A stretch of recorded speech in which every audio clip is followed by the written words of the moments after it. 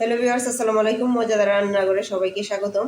আমি আজকে গাজরের হালুয়া বানিয়ে দেখাবো। এই জন্য আমি এখানে 4টি গাজর নিয়েছি। গাজরটি পরিষ্কার করে ধুয়ে নিয়েছি। এখন আমি কেচার দিয়ে গ্রেট করে নেব। এভাবে সবগুলা গাজর গ্রেট করে নেব কেচার দিয়ে আমি। তো গাজরটি গ্রেট করা হয়ে গেছে। এখন আমি সরাসরি চলে যাব চুলা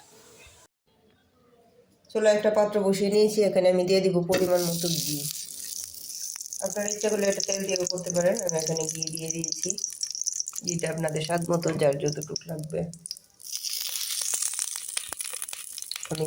তারপর দিয়ে দিব 3টা এলাচ। এলাচটা 2-1 সেকেন্ড নাড়াচাড়া করে এখন আমি গাজরগুলো ভেজে নেব। গাজরগুলো ভাজতে আমার 4 থেকে 5 মিনিটের মতো সময় লাগবে।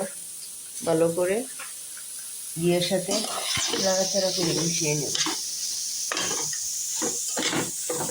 এখন আমি এখানে আধা বাটি পরিমাণ চিনি অ্যাড করে দেব। চিনিটা দিয়ে 2 মিনিট নাড়াচাড়া করে আমি এখানে 1 বাটি পরিমাণ দুধ দিয়ে দিব। দুধটা আগে থেকে জাল করে ঘন করে রেখেছিলাম। দুধ আর চিনি দিয়েই গাজরটা সিদ্ধ হয়ে যাবে। এখানে পানি দেওয়ার কোনো প্রয়োজন নেই।